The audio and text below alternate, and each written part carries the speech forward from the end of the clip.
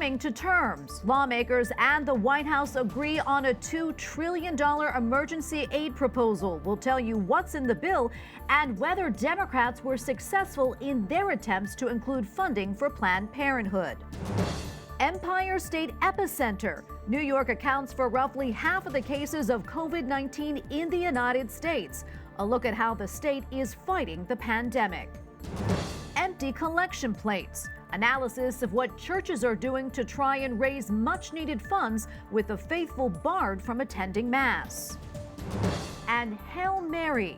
On the Feast of the Annunciation, Pope Francis reflects on Our Lady and the importance of today's gospel reading. On EWTN News Nightly for Wednesday, March 25th, 2020.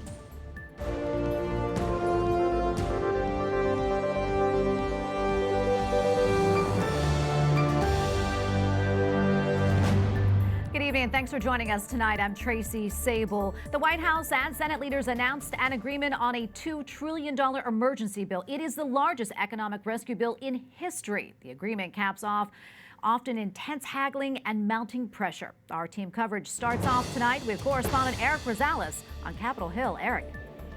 Well, Tracy, let's put this into perspective. This rescue package is larger than the 2008 bank bailout and the 2009 Financial Recovery Act combined. Now, senators that I spoke with on both sides of the aisle say that it'll put trillions of dollars back into the economy within weeks, all to be able to help families and businesses who are struggling right now with this crisis. Well, we're not going to close government down, I can assure you. Whatever it takes, we will do. The bill is a result of 5 days of stormy negotiations between Congress's top leaders. Because Democrats insisted on making this bill better, we can now call it a bill that puts workers first, not corporations, that has a Marshall Plan for hospitals, and that has accountability, transparency, and watchdogs over much of the lending that is in this bill. Democrats want salary replacement for furloughed workers for 4 months rather than 3 months as first proposed. And gig workers like Uber drivers are covered for the first time. Republicans want inclusion of an employee retention tax credit. It's estimated to provide about $50 billion to companies that keep employees on their payroll and covers 50% of workers' paychecks. And the package gives one-time direct payments, $1,200 per adult, making up to $75,000 a year, $2,400 to a married couple, making up to $150,000, with $500 payments per child. You don't want our country to be vulnerable at a time of crisis. Planned Parenthood was among the nonprofits pushing for eligibility under benefits in the bill. House Speaker Nancy Pelosi defended them.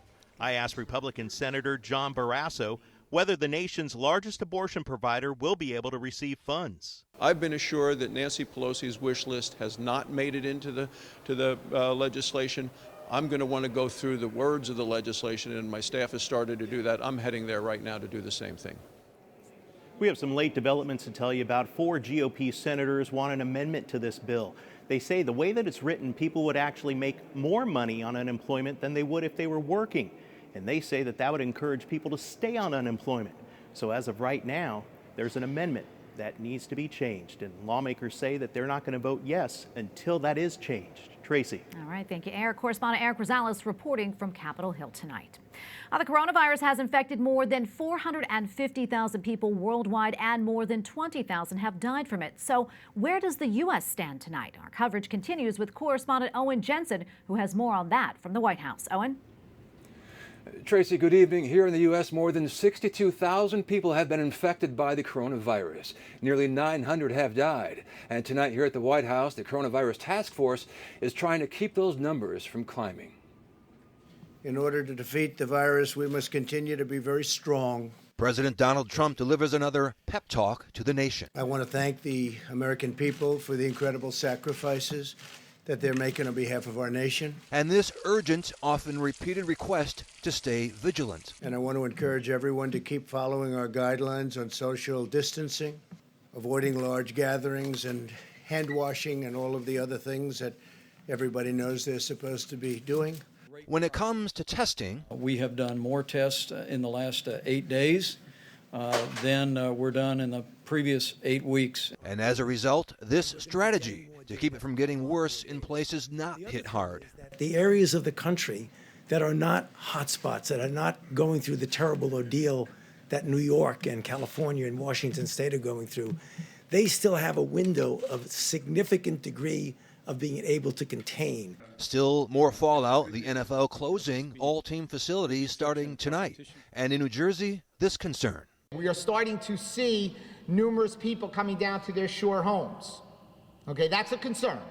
That's a major concern, because let's be responsible and common sense here. Meanwhile, some of the largest grocery chains in the country are installing plexiglass sneeze guards. And tech giant Apple reportedly told staff that some of its retail stores may reopen in April on a staggered basis. All of Apple's 458 retail stores outside of China were shuttered. The coronavirus task force also says 370,000 people have been tested, most in the last 8 days. Also, unemployment numbers come out tomorrow, and they are expected to be huge. Tracy? All right, thank you, Owen. Correspondent Owen Jensen reporting now from the White House. While New York is quickly becoming a global hotspot of the COVID-19 pandemic, the state has reported around half of the cases in the U.S. New York University is even allowing medical students to graduate early in order to assist coronavirus victims. Correspondent Mark Irons reports. We have 10 times the problem that the next state has. Which is the growing numbers tell the story. With more than 30,000 cases and nearly 300 deaths, New York has become the epicenter of the coronavirus outbreak in the U.S. Governor Andrew Cuomo with a desperate plea today. We need help from the entire country right now. We need resources from the entire country right now. It's a race against time to prevent New York's healthcare system from becoming overwhelmed. Governor Cuomo calls for the federal government and U.S. companies to turn out greater production. Ventilators, ventilators, ventilators. His top demand, 30,000 ventilators to help the expected wave of coronavirus victims breathe. President Trump tweets, "I am working very hard to help New York City and state," adding, "just sent 4,000 ventilators." And the White House calls for a 2-week quarantine for people who have left New York City to stop the spread of COVID-19. In New York today, packed lines outside a Queens hospital as people await testing. In Manhattan, the Javits Convention Center being transformed into an emergency hospital. Meanwhile, the president of the New York State Nurses Association wants to make sure healthcare workers stay protected while assisting those in need. We know there are people who have tested positive. We had one cluster in a unit where there were several positives. And in fact, Mark Irons, EWTN News Nightly. Buckingham Palace is reporting that Prince Charles has tested positive for COVID-19. The 71-year-old heir to the British throne is showing mild symptoms and is self-isolating at a castle in Scotland and is reported to be in good health. His wife Camilla, Duchess of Cornwall, has tested negative. The Queen remains at her home in Windsor along with her 98-year-old husband. Quédese en casa todo el tiempo que sea posible. Mexico's deputy health minister announces new steps to stop the spread of the coronavirus. He called on businesses and organizations to suspend work, and citizens especially are not allowed in public spaces. Mexico is in its second phase of containing the virus. The entire country of Argentina is in lockdown, but the country's Catholic bishops are asking priests to visit the sick. Quoting a homily from Pope Francis, a native of Argentina, earlier this month, the bishops are asking clergy to bring the Eucharist to citizens while also accompanying healthcare workers. And for more on this story, including how priests in Argentina have helped the sick during previous emergencies, visit our sister publication, CatholicNewsAgency.com. Pope Francis prays for all women religious who are working hard to take care of the sick. E per tutte le suore che stanno lavorando in questo momento. At his daily mass at the Vatican, the Holy Father prayed especially for the Daughters of Charity of St. Vincent de Paul. The order has served in the papal residence for nearly 1 century. On the Feast of the Annunciation, the Pope asked the faithful to read today's Gospel from Mary's eyes because she likely is the one who told the story to Luke the Evangelist. Sister Bernadette Reis, editorial coordinator at Vatican News and a daughter of St. Paul, joins us now from Rome. Sister, thank you for joining us. Thank you. Well, it seems the Pope live streaming his daily masses and weekly talk is really becoming the new normal for the Vatican. What's the reaction been to this change, and can you talk about the viewership of the live streams? The reaction has been extremely positive. I think a lot of people were hoping that eventually his daily mass would become something that they could participate in, you might say. The numbers that we're seeing in terms of people who are viewing, at least on Vatican News Facebook Live, has skyrocketed. We're numbering between 50,000-60,000 right now, as well as the people viewing the summaries of the articles. So we're pleased. That's wonderful. Do you think the live streams will continue after we get over this pandemic? That's hard to determine because the Holy Father did like the familiar atmosphere that he had when there were participants there, when there were people in the assembly. So I'm not sure if he'll decide to go back to that or not. However, I think it would be pretty hard not to continue. Absolutely. Sister, can you talk about your experience, what it's been like serving the Vatican for the past 2 years? It's been a tremendous honor for me. It's always been a part of our community to be at the service of the church. And one of the first things that we always do is put ourselves at the service of communicating what our Holy Father has said. So now to be able to actually be translating him live, I never dreamed I would have this opportunity. So it's a tremendous honor and grace, I would say. What do you think the biggest challenge has been in communicating the message of the Holy Father, especially, during this pandemic?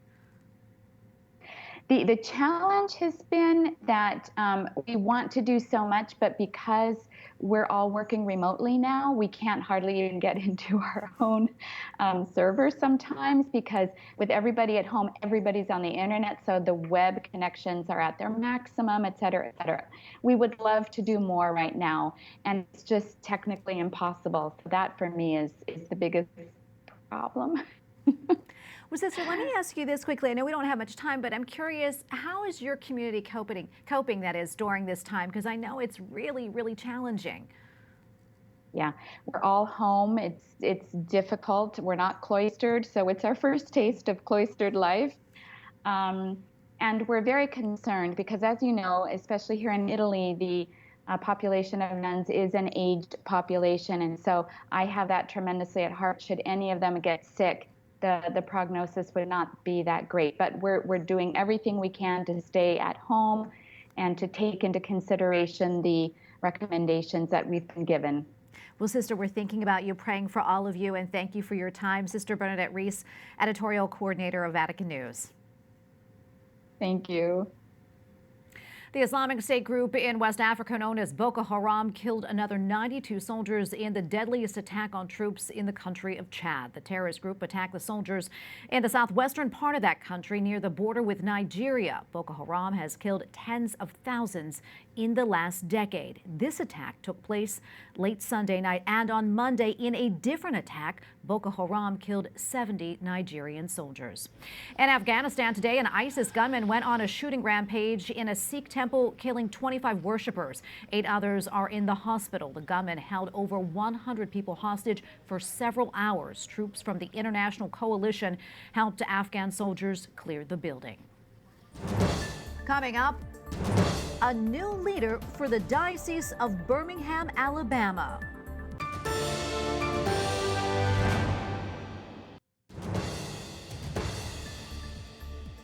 Pope Francis says the Catholic Church's pro-life message is more relevant today than ever before. Non è una ideologia, è una realtà umana. At his weekly talk from the Vatican, the Holy Father says being pro-life is not exclusively for Christians. Instead, it belongs to everyone. That's because every life has intrinsic value and meaning, both to society and to God. Pro-life leaders here in the United States are asking for the Trump administration's help in stopping the promotion of abortion as the nation battles the COVID-19 pandemic. In a letter to Health and Human Services Secretary Alex Azar, they write, quote, "While we are in a hectic race to save lives, Planned Parenthood and other powers in the abortion industry remain insistent on taking the lives of innocent unborn children. While surgery centers postpone elective and diagnostic procedures, abortion centers are churning out surgical and chemical abortions and putting women, especially the poor, at risk." Joining me now by Skype is Marjorie Dansenfelser, president of the Susan B. Anthony List and one of the pro-life leaders who signed that letter. Marjorie, welcome back to the show and so good to see you. it's great to be here with you, in quotes. Marjorie, in your letter, you say that the abortion industry is, quote, compounding one crisis with another. How do you think Planned Parenthood in particular is exploiting this situation? Well, they really are the wolf at the door in the time of crisis. And at a time when everyone is trying to do everything that they can to be healthy and safe, they are really going in for the kill, literally, and trying to take advantage of the fact that we're sending a lot of money out to the country in emergency funding, trying to get a hold of some of that money to help circumvent the Hyde Amendment and fund abortion at a time when they think maybe nobody's paying attention. But the reality is the pro-life movement is paying attention, and we're not going to let it happen. Marjorie, can you talk a little bit more about how this is putting women at risk? Yeah, so as every good governor is starting to do, they're requesting that Planned Parenthoods and clinics all across the country close so that people around the country have access to emergency funding, emergency services that they need. So it's putting people at risk who need healthcare workers that have all the supplies that they need, have the places that when we get to a really critical place and we need more beds, we need more PPEs, the things that health workers need, well, they're not going to have them if they're being hoarded by the abortion industry. So this not just only puts women at risk, it puts everyone at risk. And it also puts some of our most fundamental pro-life policies at risk unless we're paying attention, like the fetal tissue research policy and several others that this administration has laid down the law on. Marjorie, what would you like to see the Trump administration do in this situation?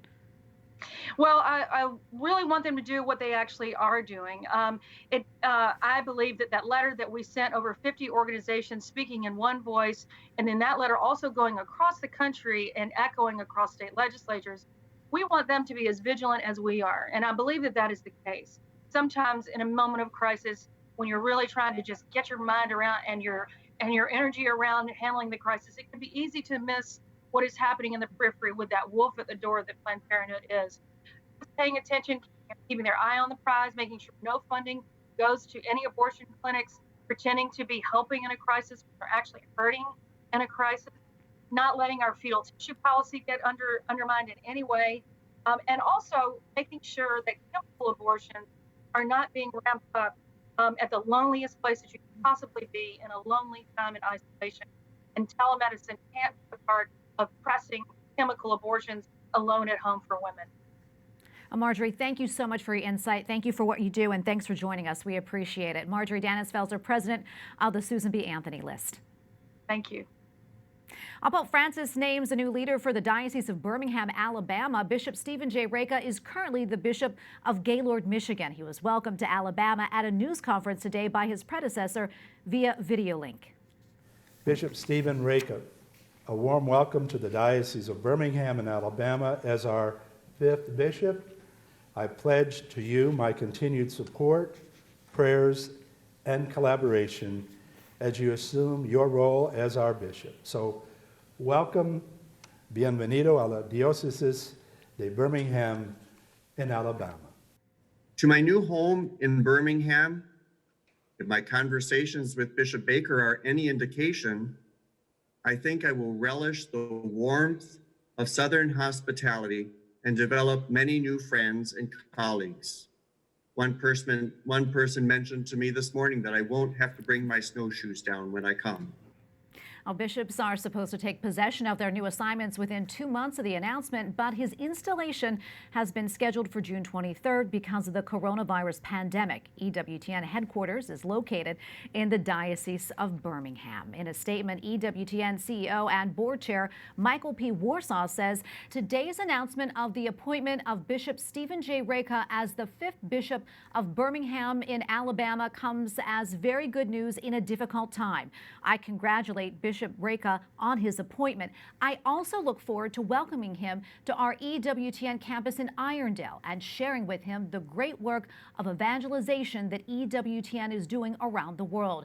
I also want to assure Bishop Reka of our prayers and support for him as he assumes his new ministry in the Diocese of Birmingham.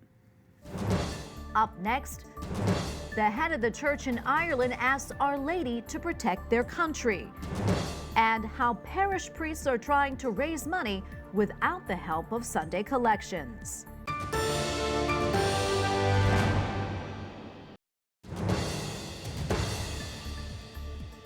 On this day of the Feast of the Annunciation, the Primate of All Ireland, Archbishop Eamon Martin of Armagh, consecrated the country to the Immaculate Heart of Mary. We are joined, we are linked in a beautiful communion of prayer all over Ireland at this moment. Bishops and priests are leading this prayer in the cathedrals, churches, presbyteries and homes around the country. It took place at noon local time today as the bells of the Angelus rang out across Ireland. The consecration is for protection from the coronavirus for all the people of Ireland. Catholics were invited to join in praying the Rosary. It happened on the same day Pope Francis asked people around the world to pray the Lord's Prayer. Today's use of that video link from Ireland is just one example of how the church is turning to new technologies during the COVID-19 pandemic, as church leaders find new ways to stay connected with the faithful during this time of social distancing. Joining me now by Skype is Matt Warner, founder and CEO of Flocknote, a messaging tool for churches. Matt, welcome to the show and thanks for joining us. So good to be here, Tracy. Thank you. So Matt, tell us, how has the coronavirus pandemic, how has it changed the way that churches communicate with parishioners? Well, I think, when it comes to digital tools, certainly there are nice to have digital tools, and then there are must have digital tools. And certainly a crisis like this lets you know which are which. And at the top of that list, whether churches are just finding it out now in the crisis or they knew it beforehand, it would be communications, certainly. And then right under that, you would have something like online donations. And we're certainly seeing a lot of parishes and dioceses scrambling now to try to figure out how they can make sure they have direct channels to their people so that they can understand their needs and best serve them during this challenging time. Yeah, Matt, that was going to be my next question. As the pandemic is dealing an economic blow to Americans, different businesses and churches, how is your resource, how is it specifically helping those churches that are missing out on donations because we can't hold Mass? Yeah, well, it's a great question. So certainly a lot of parishes are having financial challenges now with not having offertory come in on Sundays. So the first step is, or the first instinct is, we need to go ask for money because we don't have any. But what has to come before that is, of course, good communication. And so rather, before you put an online link in front of somebody to give some sort of donation, we need to be communicating what we can offer them, how we can serve them, asking them what their needs are. And so having something that's a direct form of communication like email or texting where you can directly reach them and hear back is sort of a prerequisite to solving a lot of those problems right now. And so you have to do that first. Make sure you're looping everybody in and can reach everybody, making sure they're serving their needs, understanding what they need right now. And then from there, it gives you the opportunity to say, okay, if you would still like to support financially, we still have these other needs right now and bills to pay. Here's a way you can do it by clicking this link. And of course, giving them a way to do that digitally rather than having to be there in person is important. Well, Matt, not a lot of people are, maybe not everyone's tech savvy, I should say, or, even elderly people. So how does the church move forward with technology like this without leaving those people behind? It's a really good point because certainly there are lots of tools out there that certain folks, whether they're not so tech savvy, or I think a bigger risk right now are people that are not that engaged. So you have a lot of parishioners in general, most parishioners are not really that engaged in their parish. And a lot of parishes have gotten by only being able to really communicate with that most engaged bubble of people at the parish. And then they find out in a crisis like this that they have a real need to reach everybody else and they can't. And so you have to choose tools that are going to reach those people also, whether it's because they're not so tech savvy or because they're just not that motivated to jump through a lot of hoops. They may not download an app or join a social network just to be able to communicate with you. But if you have something simple like an email address or cell phone number and can get to them directly, then you're going to make sure to include the most people that you can at a time when we really need to reach them. Well, Matt, thank you so much for your insight. We appreciate it. Matt Warner, founder and CEO of Flocknote. Thank you. And don't forget that you can always watch our daily masses right here on EWTN. Mass is broadcast each day at 8 a.m., noon, and 7 p.m. Eastern. EWTN is also airing the Pope's daily mass as well as the novena from Our Lady of Lourdes. We are also offering Eucharistic adoration from 9 a.m. to 6 p.m. Eastern on EWTN.com. And speaking of EWTN, there is a temporary change to EWTN Radio. The network is rebranding its EWTN Radio Classic station to EWTN Radio Essentials until the coronavirus pandemic has ended. The channel will broadcast Mass every 2 hours from 8 a.m. until midnight Eastern. It also includes the Holy Rosary multiple times each day, plus other programming, including from our late foundress, Mother Angelica. And you can hear EWTN Radio Essentials at EWTN.com, on the EWTN app, and on many smart speakers. And we thank you for watching tonight. For the entire EWTN News Nightly team, I'm Tracy Sable. We're back tomorrow with more news from a Catholic perspective. Good night and God bless.